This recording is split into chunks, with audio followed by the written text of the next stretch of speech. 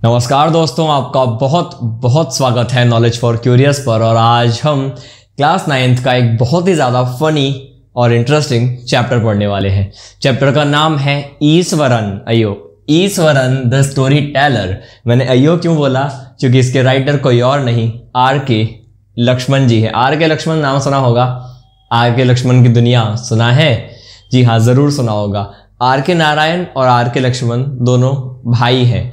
Are के नारायण ने लिखा था मालगुडी डेज और R K Laxman famous cartoonist, the writer of R K Laxman की दुनिया। आपने शायद टीवी पे ज़रूर देखा होगा।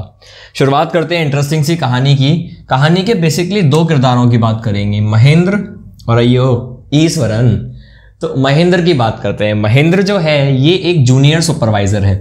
सुपरवाइजर क्या होता है आपको पता होगा। बेसिकली जहाँ कंस्ट्रक्शन का काम हो रहा है या कोई भी काम हो रहा हो तो एक बंदा चाहिए होता है जो नज़र रखता है। ये ऐसा ही आदमी है। बड़ा अलग है। अलग कैसे है? एक तो भाई साहब बैचलर, शादी हुई नहीं है, अकेला बंदा है। इसको जहाँ भेजो चला जाता है। इसकी जो फर्म है कभी बोलती है वो रेलवे का ब्रिज बन रहा है, जाओ, ये भाई साहब रेलवे के ब्रिज पे चला जाएगा।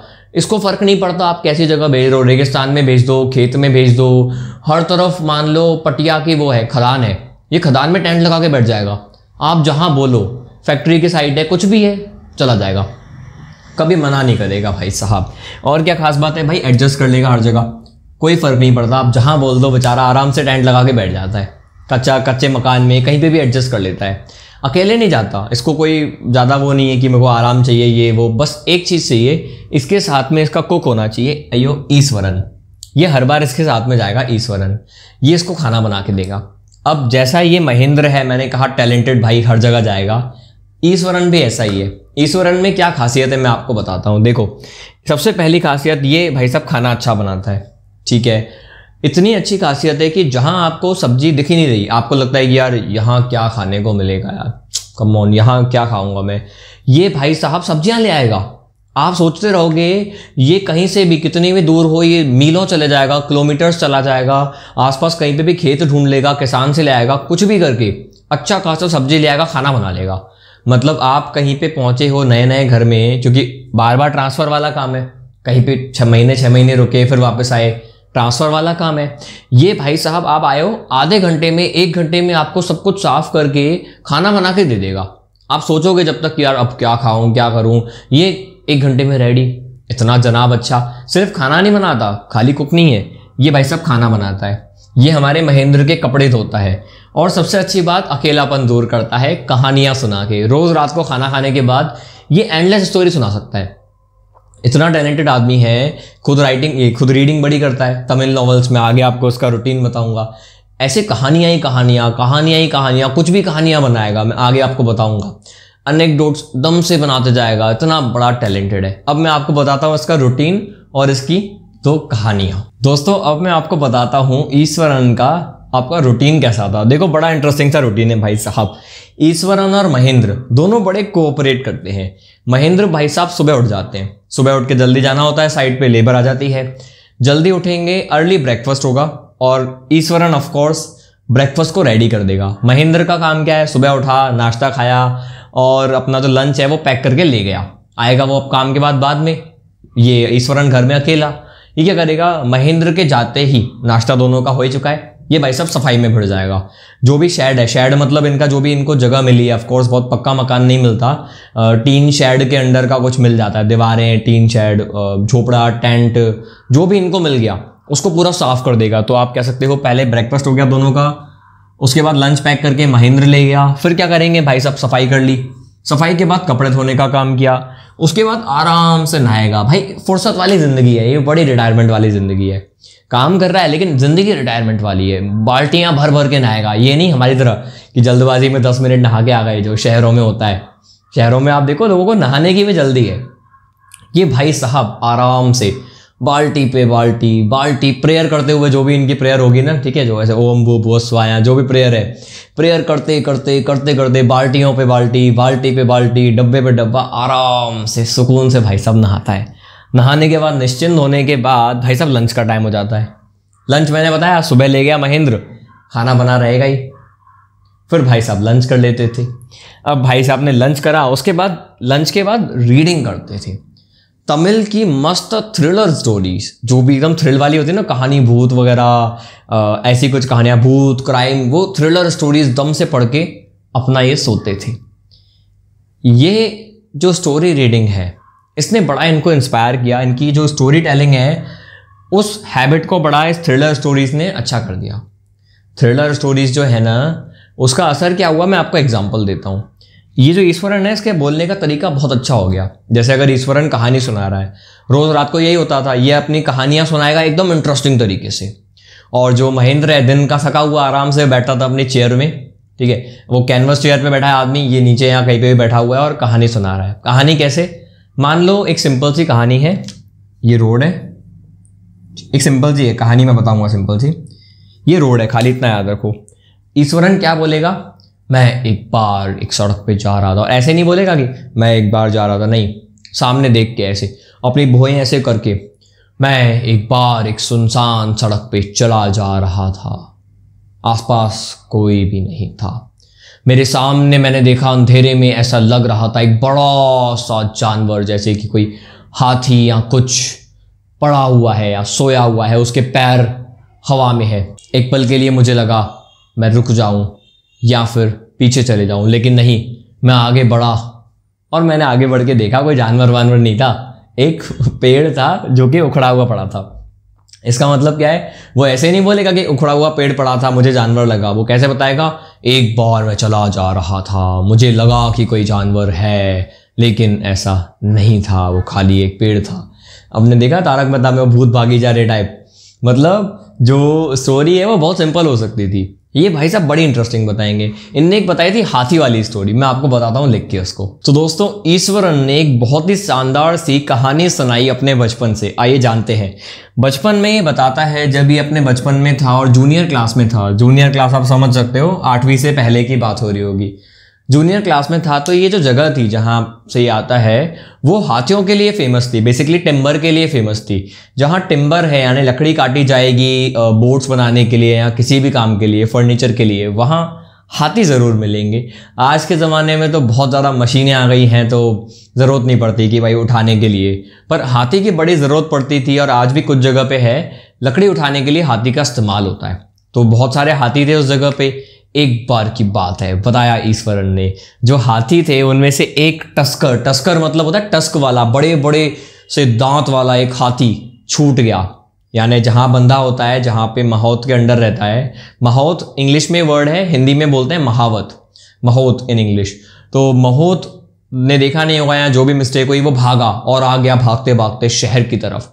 सबसे पहले फेंसिंग होती है, फेंसिंग मतलब आपको पता होगा, लकड़ियां लगी होती है बेसिकली कि भाई जानवर ना आए, उसको माचिस की तीलियों की तरह उखाड़ दिया। सड़क पे आया, सड़क पे फल सब्जियों के ठेले थे, स्टॉल्स थे, सब उखाड़ दिया। लोग भागने लगे, भागो भागो, हाथी आया हाथी आया, हाथी अपना, हाथी मेरा साथी, बढ़ता गया। स्कूल के प्लेग्राउंड बच्चे खेल रहे थे, बच्चों ने देखा इतना भारी हाथी भागते भागते आया, बच्चे सीधा स्कूल के अंदर भागे, टीचर्स बच्चे सब छत पे चढ़ गए। हाथी मतवाला प्लेग्राउंड में तांडव मचा दिया हाथी ने। जो गोल पोस्ट होता है ना, अगर आपने कभी फुटबॉल खेला है, जहां गोल करना होता है, गोल पोस्ट उखाड़ दी, वॉलीबॉल का नेट उखाड़ दिया, आसपास जितनी झाड़ियां पेड़ पौधे सब उखाड़ दिया हाथी ने, कोहराम मचा दिया। सब देख रहे थे और ये क्या है, बचाओ बचाओ, क्या करें। ऐसे में मैं कौन, ईश्वरन ये सब कुछ देख रहा था। मुझे पता नहीं क्या हुआ, मैंने संटी उठाई, डंडी उठाई, केन उठाई और मैं सीधा नीचे कूदा और हाथी के पैर पे मारा। सब शांत हो गए। सबने देखा यार ये क्या हुआ अचानक से। हाथी, उसकी आंख लाल हो रही थी, वो मेरी तरफ देखा, वो बहुत जोर से ट्रम्पेट किया, उसने जोर से गुर्राया जैसे हाथी चिंघाड़ता है, मेरी तरफ बढ़ा। ऐसे में मैंने अचानक से क्या किया, उसके पैर के एक टो पर, पैर के टो बेसिकली आप कह सकते हो पैर की एक उंगली वाला जो हिस्सा होता है, उस पर जोर से केन मारी। अचानक से हाथी ठहर गया और भूम गिर गया। सब हैरान हो गए। अब यहां तक कहानी सुनाई ईश्वरन ने, फिर रुक गया। ये वो हर बार करता है, आखिरी की जो एंडिंग होती है ना, क्लाइमैक्स जो इंटरेस्टिंग वाला, उसको खा जाता है। वो कहता है मैं आता हूँ, वो गैस लाइट जलानी है, मुझे कुछ काम याद आ गया, मैं जाता हूँ। वो चला जाता है। महेंद्र ने सब कुछ सुना। महेंद्र हर बार कहानी सुनता है, भले बिलीव हो कि नहीं हो, यार जूनियर बच्चा कैसे करेगा। फिर महेंद्र को याद दिलाना पड़ता है बाद में कि अरे वो कहानी का एंड रह गया था, अब उसके बाद हुआ क्या। तो महेंद्र ने पूछा बाद में क्या हुआ वो बताता, अच्छा अच्छा वो कहानी में, हाँ हाँ वो क्या हुआ था, फिर हाथी बेहोश हो गया था, एक हाथियों के डॉक्टर को, जानवर के डॉक्टर को बुलाया गया था, बाद में जानवर के डॉक्टर ने उसको ठीक कर दिया, 2 दिन बाद माहौत आया, हाथी को ले गया। महेंद्र ने पूछा पे तुमने किया कैसे, वो कहता है इसमें देखो एक जापानीज आर्ट होता है एक, उसमें आपको एक्यूपंचर यूज करना होता है, मैंने एक्यूपंचर यूज करके उसको पैरालाइज कर दिया। तो ऐसी कहानी हमेशा सुनाता है ईश्वरन। देखो ईश्वरन जो है भले उसकी कहानी क्रेडिबल नहीं हो, यकीन न हो, लेकिन ऐसा एक दिन नहीं गया जब उसके पास कोई कहानी न हो। हर रात को वो कोई ना कोई कहानी सुनाता है, मस्त टाइम पास होता है। मतलब आप कह सकते हो बिना किसी टीवी रेडियो कोई और किताब विताब कुछ की जरूरत नहीं है। हमारे अगर महेंद्र के पास ईश्वरन है, ईश्वरन किताबें पढ़ता ही है, मन से कहानी बना लेता है। तो पूरी जो एंटरटेनमेंट की दुकान है ना, वो भाई साहब है हमारा ईश्वरन। अब बात करते हैं ऐसी ही एक और कहानी, एक और किस्से की। तो दोस्तों एक सुबह ईश्वरन ने एक ऐसी कहानी की शुरुआत कर दी, हाँ जी सुबह से ही ये कहानी की शुरुआत चली आ रही है, जिसने हमारे महेंद्र की जिंदगी को बदल के रख दिया। सुबह सुबह नाश्ते का टाइम था, मस्त नाश्ता हो रहा है। ईश्वरन ने कहा मालिक आज शाम के लिए कुछ खास बनाऊं? तो बताया इसने कि आज है ना एक ऐसा दिन है जब हम पितरों के लिए खाना बनाते हैं। नॉर्थ इंडिया में इसको हम बोलते हैं पितृ अमावस्या। आपके घर में भी होगी, बड़ों से पूछना। श्राद्ध पक्ष होता है 15 दिन, उसके बाद एक अमावस्या आती है जब हम अपने पितरों के निमित्त यानी पितरों के लिए अच्छा भोजन बनाते हैं। खीर बनती है बहुत स्वादिष्ट, आपने खाई होगी जरूर। ऐसे दिन आया तो उस रात ऐसा ही हुआ, बहुत शानदार सा खाना बनाया गया, मस्त खाना वाना खा रहा है, इसका मूड अच्छा हो गया। महेंद्र ने बहुत तारीफ की, यार क्या खाना बनाते हो तुम। अब बात निकली पितरों की, पितर से कनेक्ट होता है भूत, हाँ सही समझ रहे हो आप। अब भूत की कहानी आई। क्या कहानी आई? ये भाई साहब ने भूत की कहानी निकाल दी। ईश्वरन ने बताया आपको पता है जिस जगह पे अभी हम हैं वो जगह एक कब्रिस्तान था, और यहाँ ये मुझे भी नहीं पता था पर मैंने कई बार यहाँ देखा है खोपड़ी हड्डियाँ। आज भी जब मैं जाता हूँ रात को कई बार मुझे कहीं खोपड़ी कहीं हड्डी पड़ी हुई मिलती है। इतना ही नहीं कई बार रातों को मैंने भूत देखा है। देखो वैसे तो मैं बहादुर हूँ, मुझे डर लगता नहीं है, बट एक बार जब मैंने देखा था एक औरत का भूत, सफ़ेद अजीब सा चेहरा और एकदम हड्डी जैसी लग रही थी वो औरत, पतली सी, प्रेग्नेंट थी। फोएटस मतलब होता है कि वो प्रेग्नेंट थी, और ऐसे लग रहा था वो हड्डियों का ढांचा हो, पतली सी, उसके हाथों से वो अपने पेट को पकड़ी हुई थी। अब मुझे बहुत डर लग रहा था। अब ये सब सुन के महेंद्र का दिमाग खराब। देखो महेंद्र कितना ब्रेव है, कितनी जगह ट्रैवल करता है, पर ये बात है यार भूत वाली चीज़ ही ऐसी है, इसका दिमाग खराब। महेंद्र ने बात टाल दी, अरे पागल हो तुम, एक काम करो पहले अपने पेट का इलाज करवाओ फिर अपने दिमाग का इलाज करवाओ, क्या बातें कर रहे हो, भूत भूत कुछ नहीं होता। और चला गया महेंद्र। अब महेंद्र को लगा था कि ये गुस्सा करेगा, पर कुछ गुस्सा नहीं किया। अगले दिन भी वो ऐसी नॉर्मल बात चल रही है, ठीक है जी। इस तरीके से बात तो हुई, महेंद्र ने कह तो दिया जोश जोश में, जैसे आप और मैं भी कई बार कह देते हैं भूत भूत कुछ नहीं होता, पर जब कोई ऐसे रात को सोने से पहले भूत की कहानी सुनाए या हॉरर मूवी देखो ना, तो डाउट और इमेजिनेशन तो यार कहीं ना कहीं आता ही है। वो रोज़ जो सब कुछ नॉर्मल लगता था ना, उसमें भी कहीं ना कहीं लगता है भाई ये किसी का हाथ है, किसी का पैर है, ये किसी के रोने की आवाज़ है। अब ये भाई साहब के साथ भी हो गया। वैसे तो बहुत बहादुर थे जनाब। अब जब भी ये सोए तो जो खिड़की है, खिड़की से दिखता है अंधेरा, वहाँ ये हर बार झाँके, कुछ है तो नहीं, कुछ है तो नहीं। भूत की कहानी की बात नहीं होता, वो अंधेरे में कोई है तो नहीं, चांदनी रोशनी में, क्योंकि इसने ईश्वरन ने डिस्क्राइब भी ऐसे ही किया था, चांद की रोशनी में मैंने भूत को देखा है, ऐसा कुछ डिस्क्राइब किया था। तो इसका भी दिमाग खराब, इसको चांदनी रोशनी पसंद है, इस बार ये वहां भी नहीं देखना चाहता। अब डर गया। अब जब भी सोए ये डरे, और एक दिन ये डर हकीकत में बदल गया। बताता हूँ कैसे। तो दोस्तों एक दिन वो हो गया जो नहीं होना था। एक दिन ये भाई साहब महेंद्रा, अच्छा स्पेलिंग पे ध्यान दे दो, महिंद्रा नहीं महिंद्रा है, ये ए है, ई है, ठीक है, MAHE है, ध्यान रखना, ई है, आई नहीं है। हो सकता है मैंने कहीं लिख दिया हो आई, ई है, बट महिंद्रा। तो हुआ क्या है, जो महिंद्रा है हमारे भाई साहब, ये रात को सो रहे, अचानक से इनकी नींद डिस्टर्ब हुई। एक मोर्निंग की आवाज़ आ रही थी, हल्के से रोने की आवाज़ आ रही थी।